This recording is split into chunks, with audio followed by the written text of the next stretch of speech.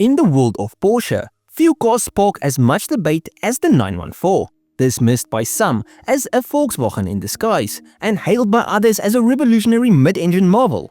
But in my opinion, the 914's journey is one of ambition, collaboration, and an enduring fight for recognition.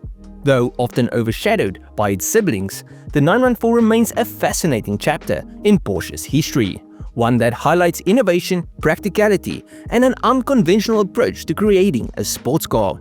You see, by the mid-1960s, Porsche was riding high on the success of the 356 and its recently introduced successor, the 911.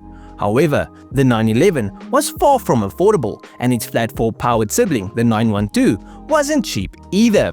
Porsche needed an entry-level model to expand its customer base, one that could offer the essence of a Porsche without the prohibitive price tag. At the same time, Volkswagen was grappling with a different issue. The Carmen Ghia Type 14, a stylish coupe built on Beetle underpinnings, was aging, and the company needed a successor. This created an opportunity for a partnership, one that would bring together the engineering prowess of Porsche and the mass production capabilities of Volkswagen. Now, the collaboration began in 1966 when Volkswagen CEO Heinrich Nordhoff met with Ferry Porsche to discuss a shared vision. The idea was straightforward. Porsche would develop a sports car, Volkswagen would supply affordable components, and Carmen would handle the assembly. This arrangement allowed both companies to share development costs while pursuing their individual goals. To oversee the project, a joint corporate entity, VW Porsche, and I'm not even going to try and pronounce this, but I'll put it on the screen, was established. After years of development, the result was unveiled at the 1969 Frankfurt Motor Show. The Porsche 914, a mid-engine sports car with bold aspirations and a strikingly unconventional design. Speaking of, the design of the 914 began with sketches by Ferdinand Alexander Butzi Porsche, the grandson of company founder Ferdinand Porsche. Butzi's early concepts were refined by Heinrich Klee, a body development engineer at Porsche, who gave the car its final form. The result was a minimalist, modern design that stood apart from the curvaceous 911. With its low-slung profile, toggle roof, and pop-up headlights, the 914 was unapologetically angular. It was also remarkably practical. The removable fiberglass targa top could be stored in a rear trunk, and the car boasted impressive cargo space for a sports car, with both a front and a rear trunk. But despite its practicality, the 914's appearance was divisive. Critics called it boxy and plain, while admirers appreciated its futuristic, purposeful aesthetic. But beneath the polarizing exterior lay an engineering marvel. You see, the 914 marked Porsche's first foray into mid-engine production cars, a layout typically reserved for racing machines.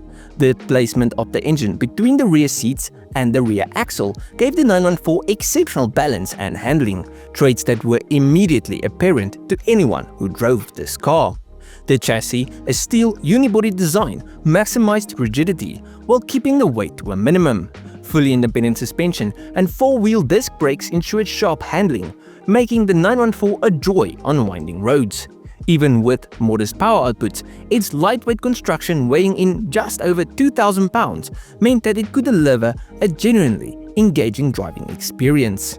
So let's talk about the engines. Now, the 914 was offered with a wide range of engines, split between Volkswagen-sourced flat 4s and Porsche-developed flat 6s. So you got the entry-level model featuring a 1.7-litre Volkswagen Type 4 engine producing 79 horsepower.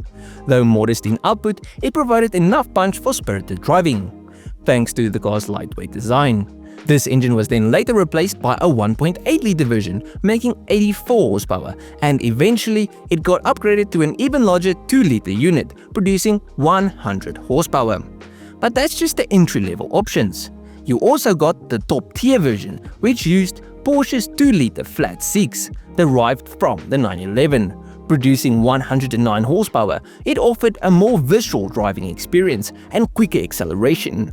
However, the additional cost of the Porsche engine made the 914-6 significantly more expensive, resulting in low sales.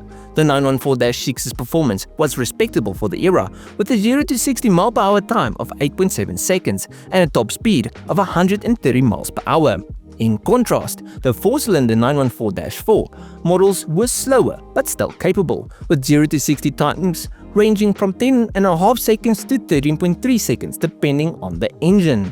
And despite its entry-level positioning, the 914 proved to be a formidable racer.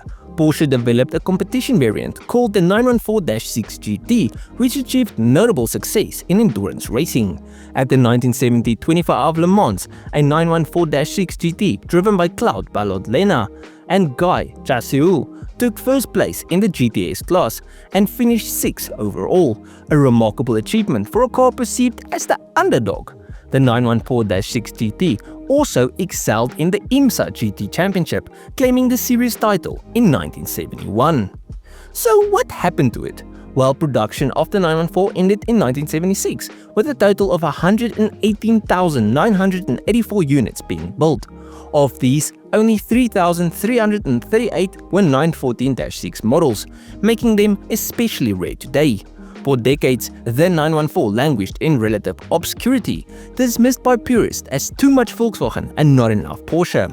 However, attitudes have shifted in recent years. Enthusiasts have come to appreciate the 914 for its unique qualities, its mid-engine layout, playful handling, and practical design. Values have risen accordingly, with well-preserved examples fetching significant sums.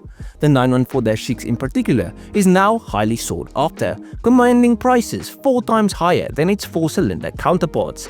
And for those wondering, the average sale cost of one of these sits at right around $90,000. Anyways, the Porsche 914 represents a daring experiment that defied convention. It's a car born from collaboration, shaped by necessity, and ahead of its time in many ways.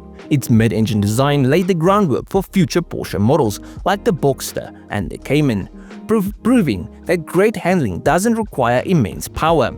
While it may never achieve the iconic status of the 911, the 914 is undeniably a true Porsche. Its combination of innovative engineering, racing success, and accessible fun makes it a car worth celebrating, not as a footnote, but as a part of Porsche's history. But let me know what you guys think down below. Do you think this does count as a real Porsche, or do you agree with the statement that it's too much Volkswagen to be called a Porsche? Let me know down below. If you guys enjoyed this video, please leave a like and subscribe to the channel. And if you guys did like it, you'll most probably like most of my other stuff. So just go through my channel, see if there's something like. I'll check you guys in the next one. Cheers, eh?